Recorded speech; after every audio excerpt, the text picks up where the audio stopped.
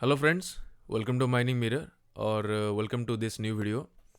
मेरा लैपटॉप में कुछ टेक्निकल इश्यूज था, इसीलिए मैं वीडियो नहीं कर पा रहा था, लेकिन अभी बैक टू ट्रैक है, लैपटॉप हो गया ओके। अभी आपको रोज़ देखने को मिलेगा नया वीडियो माइनिंग के ऊपर। तो फ्रेंड्स, आज हम लोग बात करेंगे reclamation and rehabilitation of mines के ऊपर।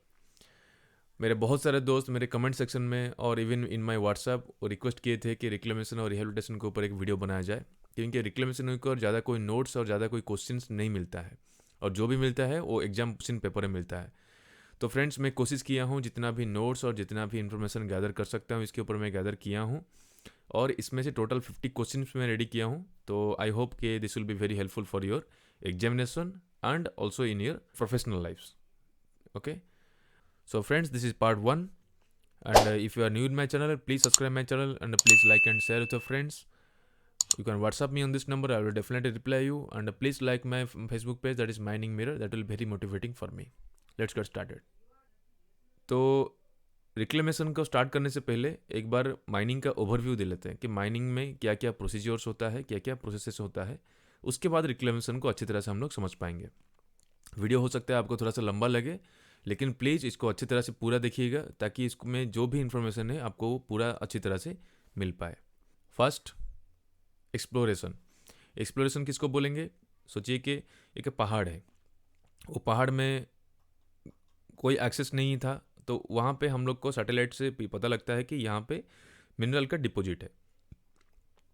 अगर मिनरल का यहाँ पे डिपॉजिट है तो वो कितना एरिया में है, कितना परसेंटेज है उसका, तो वो सारा चीज़ को जानना एक्सप्लोरेशन का काम है, जो जियोलॉजी के अंदर आता है। तो यहाँ पे पर्सन्स जाते हैं, उसका एक्सप्लोरेशन का बहुत सारा प्रोसेस है। यहाँ पे ड्रिलिंग करना है, ग्रिड पैटर्न हो गया जो भी है उसका 100 मीटर इंटू 100 मीटर का ग्रिड रहता है, या 50 इंटू 50, या 1 किलोमीटर इंटू 1 किलोमीटर, जो भी है उसको आपको ड्रिलिंग करना है, और उसका मटेरियल का कितना परसेंटेज है और कितने एरिया में डिपॉजिट है, और उसका फॉर्मेशन कैसा है, मैंने ऊपर में क्या है, नीचे क्या है। अगर ऊपर में आपका वेस्ट है तो नीचे मटेरियल कितना डीप डेप्थ है, उसके बाद क्या क्या है, जो भी है, ये सब एक्सप्लोरेशन का पार्ट है। ठीक है, नेक्स्ट आ गया गवर्नमेंट परमिशंस। एक्सप्लोरेशन के बाद आपको जैसे मिल गया कि इतने एरिया में हम लोग का मिनरल का डिपॉजिट है, तो उसके बाद आपको गवर्नमेंट परमिशंस लेना पड़ेगा माइनिंग स्टार्ट करने से पहले। और गवर्नमेंट परमिशन क्या क्या आता है? एक आता है फॉरेस्ट क्लियरेंस, ठीक है, एक आ गया फॉरेस्ट क्लियरेंस। उसके बाद क्या हो गया? लैंड लीज का जो है क्लियरेंस लेना पड़ेगा। उसके बाद क्या आ गया एनवायरमेंट क्लियरेंस। ठीक है, ये तीनों आपको गवर्नमेंट परमिशन लेना पड़ेगा, उसके बाद आप माइनिंग स्टार्ट कर सकते हैं।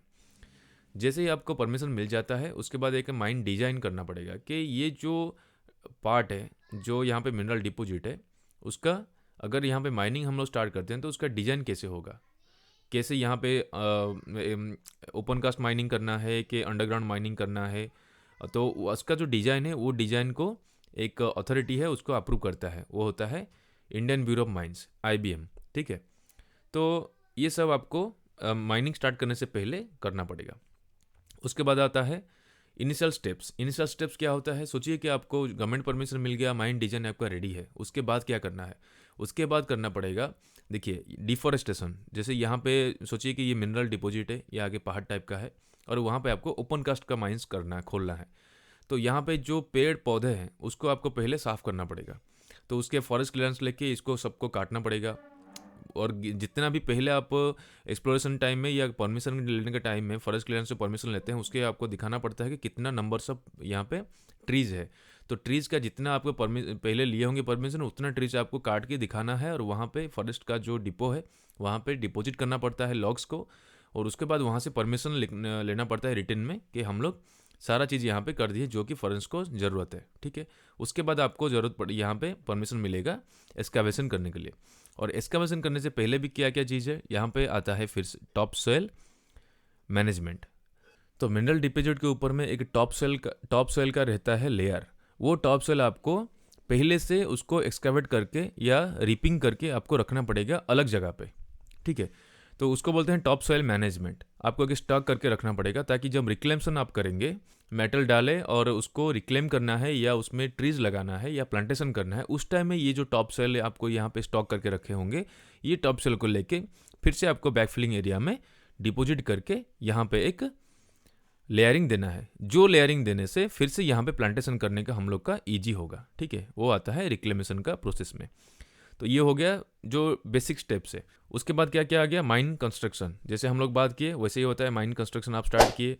और माइन कंस्ट्रक्शन में क्या क्या आता है कि अगर यहाँ पे सोचिए कि यहाँ पे आ गया आपका पीट, वहाँ से वर्कशॉप का लिए आपका रोड, तो यहाँ पे हो गया वर्कशॉप, यहाँ पे हो गया ऑफिस, यहाँ पे हो गया टाउनशिप, जो भी है ये सारा बिल्डिंग्स और सारा एरियाज आपको डिफाइन करके माइन कंस्ट्रक्शन करना पड़ेगा।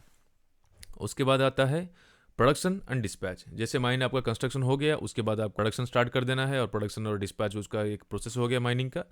और लास्ट हो गया रिक्लेमेशन एंड रिहेबिलिटेशन, जो कि हम लोग इस वीडियो में बात करेंगे। ठीक है, तो रिक्लेमेशन और रिहेबिलिटेशन ये बहुत इंपॉर्टेंट सेक्शन है।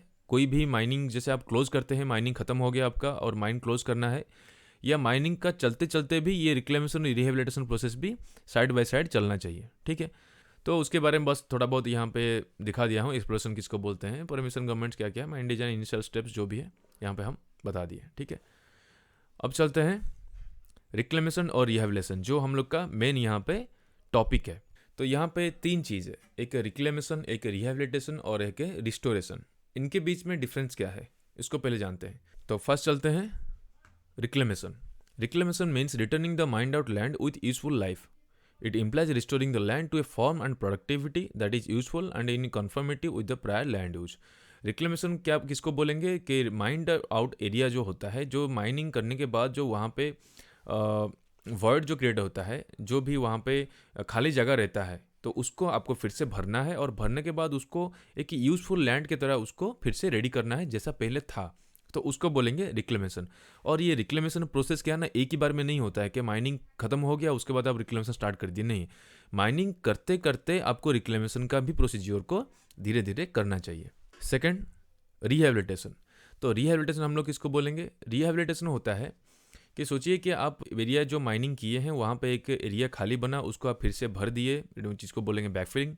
बैकफिलिंग के बाद वो जो लैंड वहाँ पे फिर से क्रिएट हुआ, वहाँ पे प्लांटेशन करने के लिए वहाँ पे जो भी स्टेप्स लेंगे, जो भी हम लोग एडिशन देंगे उसको, चाहे वो उसमें आप फर्टिलाइजर डालें, चाहे वहाँ पे ऑर्गेनिक मैटर डालें, टॉप सॉइल मैनेजमेंट किया अच्छे से, टॉप सॉइल को वहाँ पे फिर से फैला दिए, उसको फिर से बना दिए कि वहाँ पे प्लांटेशन बहुत अच्छी तरह से हो सकता है, या कोई खेती बाड़ी करना चाहेगी तो भी वहाँ पे हो सकता है, तो उसको बोलेंगे हम लोग रिहेबिलिटेशन, जो कि एनवायरमेंटल फ्रेंडली होता है। जो एनवायरमेंटल कंडीशंस होता है उसको देखते हुए वहाँ पे आपको मिटिगेशन मेजर्स लेना पड़ेगा।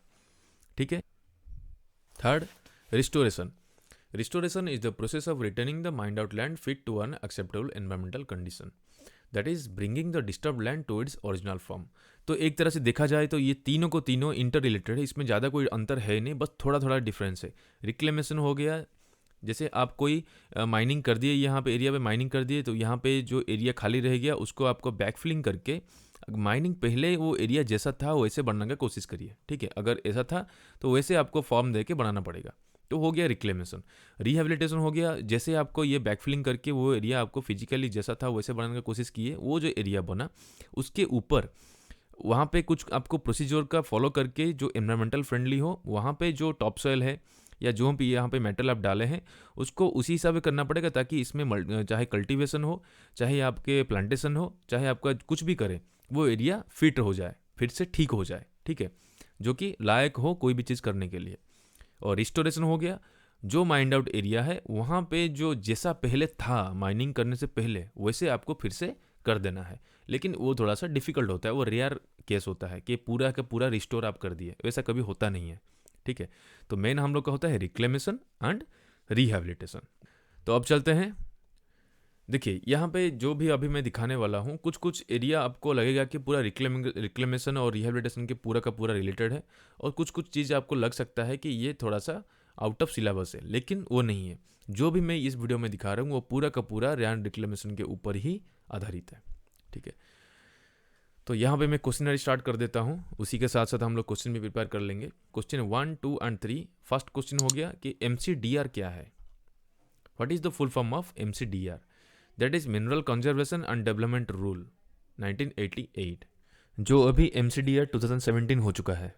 NMP क्या है, नेशनल मिनरल पॉलिसी, और EMP क्या है, एनवायरमेंटल मैनेजमेंट प्लान। ठीक है, ये 3 हो गया, सिंपल क्वेश्चन से 1 लाइन।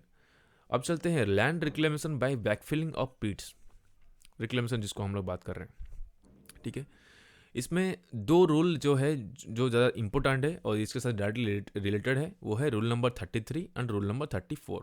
रूल नंबर 33 का जो 4 है वो क्या बताता है, wherever possible the waste rock overburden etc shall be backfilled into the mine excavation with a view to restoring the land to its original use as far as possible। और 34 क्या बोलता है, every holder of a prospecting licence और mining lease shall undertake the phased restoration, reclamation and rehabilitation of lands affected by prospecting and or a mining operation and shall complete this work before the conclusion of such operations and the abandonment of prospective mines। Simple है। तो 33 और 34 दोनों वही बोलता है कि जो भी आप माइनिंग किए हैं और जहाँ भी आप माइनिंग किए हैं, माइनिंग करने के बाद जो वहाँ पे एरिया खाली पड़ा उसको आपको बैकफिलिंग करना है।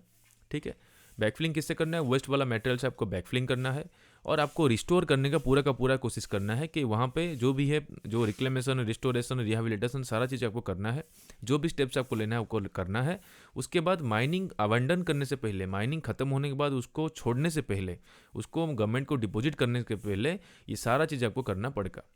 और उसको करने के बाद ही आपको माइंस आपको छोड़ सकते हैं या आवंटन कर सकते हैं, या ये तीनों को तीनों आपको करना जरूरी है। बार बार मैं बोल रहा हूँ कि माइनिंग ख़त्म होने के बाद इसको स्टार्ट नहीं करना है, ये माइनिंग चलता रहेगा। जैसे सोचिए कि ये एक बड़ा माइंस है, ठीक है, और इस एरिया में आपको माइनिंग इस साइड से आप चालू किए, तो रिक्लेमेशन एरिया जिस कहाँ से होगा, जिसे आप माइनिंग जहाँ से ख़त्म करते हैं वहीं से स्टार्ट होता है। तो सोचिए कि आप इस डायरेक्शन में बढ़े और यहाँ पे पहुँचे, फिर आप यहाँ से इधर बढ़ने का कोशिश किए, तो ये वाला एरिया आप पहले ख़त्म कर दीजिए फर्स्ट 5 ईयर्स या जो भी है, और ये ख़त्म होने के बाद यहाँ से आप बैकफिलिंग स्टार्ट कर दीजिए।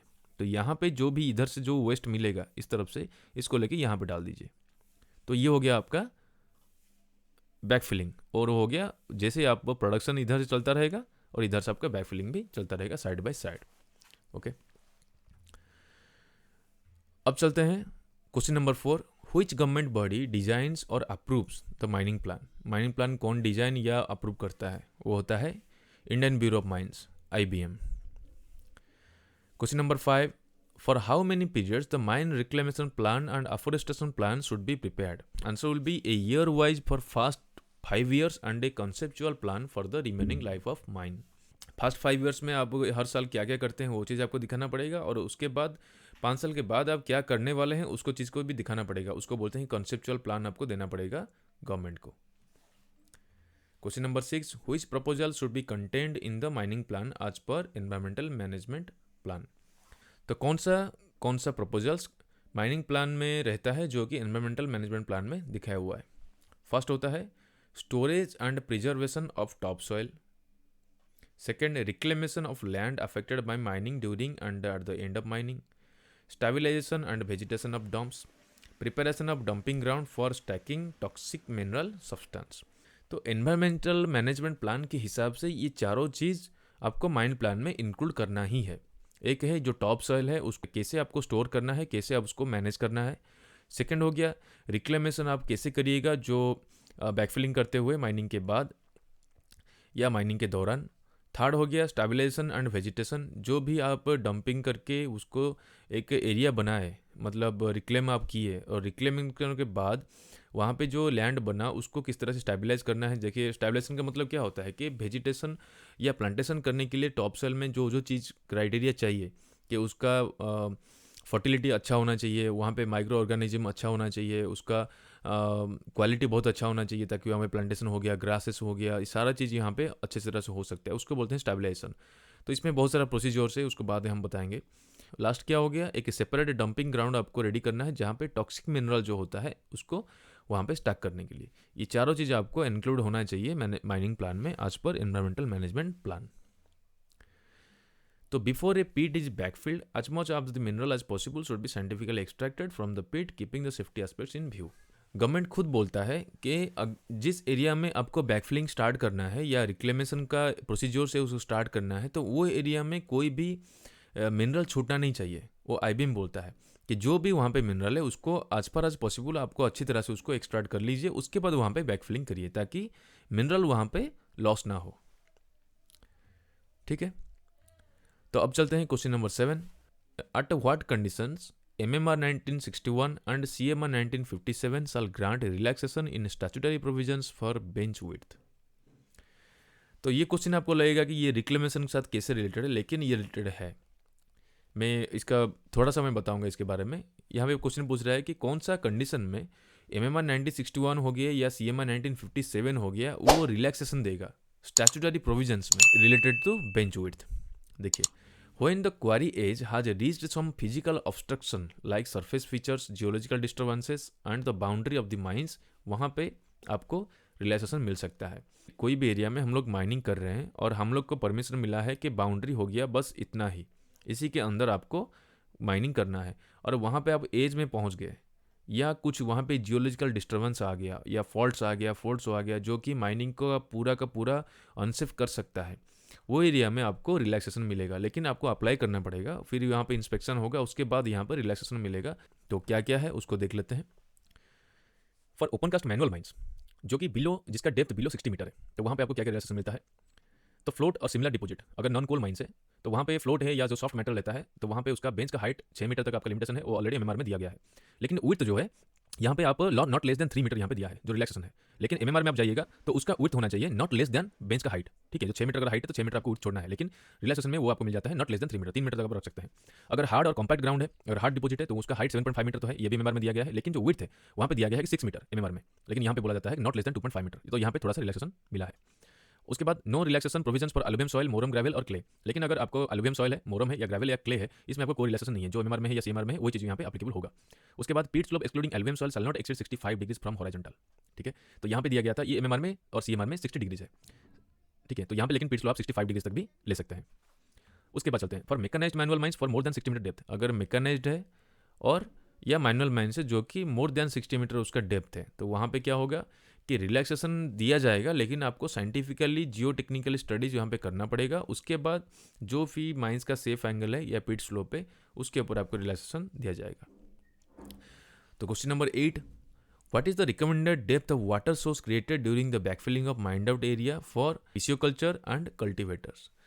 तो ये क्वेश्चन कहाँ पे आता है कि अगर कोई एरिया में आप बैकफिलिंग कर रहे हैं, सोचिए कि ये हो गया माइंस और यहाँ पे आपको इस एरिया में आप कर चुके हैं माइनिंग और इधर में आप माइनिंग कर रहे हैं। तो माइनिंग करने के बाद यहाँ पे जो वर्ड बना इसको आप बैकफिलिंग किए। तो बैकफिलिंग ऐसा नहीं कि आप एक ही बार में कर दीजिएगा, तो धीरे धीरे आप बढ़ते रहिएगा। और यहाँ पे करने के बाद सोचिए कि आप पहले सोचिए कि मुझको इतना एरिया को पहले बैकफिलिंग करके मैं रिहेबिलिटेट कर लेता हूँ, उसके बाद बाकी एरिया को मैं करूँगा। तो इसको जो आप बैकफिलिंग करके रिहेबिलिटेट करिएगा तो यहाँ पे नीचे का वॉइड बना, तो यहाँ पे अगर बारिश में हो गया या कहीं से अगर पानी आता है तो यहाँ पे पानी जमा रहता है। तो यहाँ पे क्वेश्चन है कि यहाँ पे जो आप बैकफिलिंग के बगल में जो यहाँ पे पानी जमा होता है, जो कि अगर उसके बगल में अगर कल्टीवेशन आप करना चाहेंगे ये रिहेबिलिटेशन करके, यहाँ पे आप रिहेबिलिटेशन कर सकते हैं या कल्टीवेशन या जो खेती बाड़ी कर सकते हैं। तो खेती बाड़ी अगर करना है और ये वाला पानी उसको यूज़ करना है, तो ये वाला एरिया जो है जहाँ पे पानी जमा होता है उसका डेप्थ कितना होना चाहिए। Answer will be 30 metre, 30 metre से ज़्यादा नहीं होना चाहिए। ठीक है, अगर इस तरह से कहीं हम लोग यूज़ करते हैं तो। ठीक है, अब चलते हैं मेथड ऑफ रिक्लेमेशन। रिक्लेमेशन का मेथड्स क्या क्या है क्वेश्चन में ही बात करते हैं। Question number 9, what are the methods of reclamation. देखिए, ये जो भी हम लोग अभी दिखाने वाले हैं वो बहुत इंपॉर्टेंट होने वाला है, क्योंकि उसी के ऊपर ही हम लोग बात करेंगे। यहाँ पे 3 चीज़ें, एक है लैंडस्केपिंग और साइट प्रिपरेशन, मैंने कैसे आपको लैंडस्केप या साइड आपको रेडी करना है।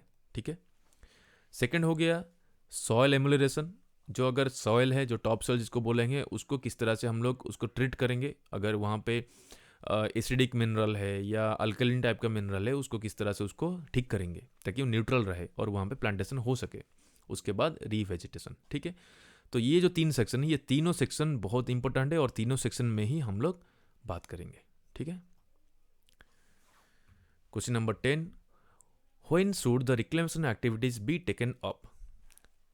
कब रिक्लेमेशन एक्टिविटीज को हम लोग को करना चाहिए। Option A after mining is over, mining खत्म होने के बाद। Option B after development is over, development खत्म होने के बाद। Option C before development is over, development खत्म होने से पहले। या D after first phase of mining is over. Answer will be D, after the first phase of mining is over, ये वाला। ठीक है, अब चलते हैं question number 10, what are the activities covered by the landscaping और साइट प्रिपरेशन। लैंडस्केप या site preparation करने के लिए कौन सा एक्टिविटी कवर करना पड़ता है? Answer will be the removal of soils and overburden, disposal of wastes and the modification of destroyed land waste disposal sites. Question number 11. State the activities included in the landscaping और site preparation. Site preparation या landscape preparation के लिए कौन सा activities included है? इसमें 7 points है और ये 7 पॉइंट्स के पूरा का पूरा इस वीडियो में हम लोग बात करने वाले हैं. फर्स्ट हो गया कॉन्टोरिंग और रीसेपिंग द बैकफिल्ड पिट्स और डंप ऑफ वेस्ट रॉक. तो ये बोल रहा है जो भी हम लोग का बैकफिलिंग एरियाज है जिसको हम लोग बनाए हैं वेस्ट रॉक को डंप करके उसको अच्छी तरह से कॉन्टोरिंग और रीसेपिंग करना है. इसको किस तरह से हम लोग रीसेप करेंगे, उसका शेप कैसा होना चाहिए, उसके ऊपर बात करेंगे. सेकंड हो गया installation of an effective drainage and sediment control system. ठीक है, जैसे आपको जो भी आप बैकफिलिंग कर रहे हैं उसका एक अच्छी तरह से ड्रेनेज सिस्टम और सेडिमेंट कंट्रोल सिस्टम होना चाहिए. थर्ड हो गया covering of toxic waste, barren waste rocks and tailings with the previous store top soil. जो भी आपका वेस्टेज है वो वेस्ट के ऊपर या वेस्ट रॉक के ऊपर आपको जो टॉपसोइल आप पहले स्टोर करके रखे होंगे उसको आप वहाँ पे आपको किस तरह से कवर करना है उसके ऊपर है. उसके बाद हो गया टीलेज ऑपरेशन. उसके बाद हो गया prevention of erosion and excessive run off by grading and levelling of the top dressed areas. ठीक है, उसके बाद pitting, gouging and land imprinting. ठीक है, उसके लास्ट हो गया preparation of seed bed including ploughing and application of mulches. Seeding कैसे करना है, प्लाउइंग कैसे करना है और मल्चेस का यूज़ क्या क्या है. तो ये सारा चीज़ इसमें हम लोग कवर करेंगे. थोड़ा सा आपको लंबा लग सकता है ये वीडियो, लेकिन बहुत इफेक्टिव है. Question number 12. Why site preparation और लैंडस्केपिंग इज कैरिड आउट. किस लिए ये साइट प्रिपरेशन और लैंडस्केपिंग हम लोग को करते हैं? Answer, this is carried to improve the physical condition of the mined land, overburden and waste disposal area for eventual land use. चाहे माइंड लैंड हो, चाहे ओवरबर्डन हो या वेस्ट डिस्पोजल एरिया जहाँ पे हम लोग बनाए हैं वेस्ट डंप, वो सब एरिया का जो फिजिकल कंडीशंस है वो एरिया का उसको इम्प्रूव करना है. Question number 13. How the prepared site और लैंड आर यूज्ड. कैसे यूज करते हैं, वो जो प्रिपेयर करते हैं हम लोग लैंड और साइट उसको किस तरह से यूज करते हैं. In the most cases, ultimate land use may be in the form of revegetation of agriculture, forestry, housing and industries, stadium or sports, wildlife habitats or water storage ponds and और pisciculture. ये इसमें जो site land reclaim करते हैं या rehabilitate करते हैं वो किस किस चीज़ में हम लोग यूज़ कर सकते हैं. एक होता है एग्रीकल्चर लैंड, आप बना सकते हैं उसको फॉरेस्ट्री बना सकते हैं, जो कि आपको ट्रीज लगाइए, फॉरेस्ट उसको बनाइए अच्छी तरह से. हाउसिंग और इंडस्ट्रीज भी वहाँ पे लगा सकते हैं. आप स्पोर्ट्स स्टेडियम बना सकते हैं. वाइल्ड लाइफ जो हैबिटेट से मतलब आप जंगल बनाए, जंगल के अंदर जो भी वाइल्ड लाइफ होता है, चाहे वो पंछी हो, चाहे आपको एनिमल्स हो, चाहे जो भी है, कोई एक इकोसिस्टम आप बना सकते हैं वहाँ पे. उसके बाद वाटर स्टोरेज पॉन्ड भी बना सकते हैं, जिसको हम लोग बात किए थे कि उसका डेप्थ 30 मीटर होना चाहिए. उसके बगल में आप खेती बाड़ी भी कर सकते हैं, या वो जो लैंड आप पॉन्ड्स बना है उसमें आपको जो मछली वाला खेती भी कर सकते हैं, जिसको बोलते हैं हम लोग पिसिकल्चर. ठीक है. Question number 14. If old dumps are used for revegetation और agriculture then what should be the graded slope. अगर आप उस डंप को यूज करते हैं रीवेजिटेशन करने के लिए या एग्रीकल्चर करने के लिए, उसका स्लोप कितना होना चाहिए? आंसर विल बी 1:4 और 1:5.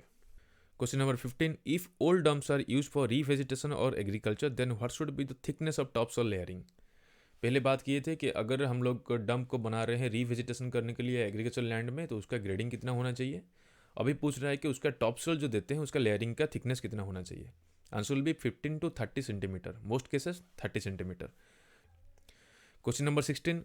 Compacted top soil of old dump is suitable for plantation, true और फॉल्स.